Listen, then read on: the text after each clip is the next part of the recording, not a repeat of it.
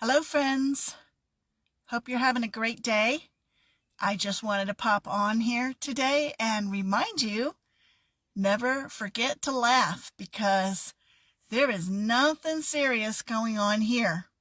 It feels very real. It feels very serious, and it can feel very heavy sometimes, but that is not the truth or the reality.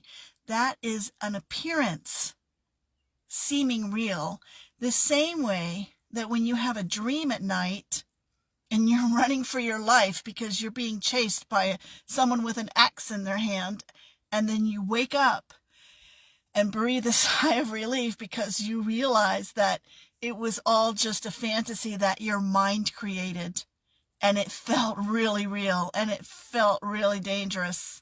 And then you woke up and poof, there went that dream up in smoke. It's the same thing with what's going on at this level of reality. This level of reality is also an illusion. As Einstein would say, an illusion, albeit a very persistent one. It feels very concrete, very solid, very serious, but it's not. It's only serious if you make it serious and you take it seriously. So this is the way to alleviate suffering in one's life, is to take a step back and look at what's going on around you as if it were a movie. Look at it as a virtual reality scenario. Have you ever played with those virtual reality goggles that you put on? My son brought a pair over for Christmas a couple of years ago, and I was in this virtual reality where I climbed up a cliffside, and I looked over my shoulder, and there was a little village way far off in the distance, and I looked down, and it looked like I was way high up on the side of a cliff with nothing to support me, and I suddenly got frightened. I felt like I was going to fall, even though I was standing in the living room, and I knew I was standing in the living room, but it felt scary and dangerous. That's what's going on here. It feels scary and dangerous, but really, it's just an illusion. It's just a scenario that we have set up for ourselves, a game that we are playing with ourselves to see how far can we go? How far away from the truth? How much can we make it real? And what makes it feel real is taking it seriously. So as long as you're serious about it and you don't find the humor in the situation, it's going to be painful.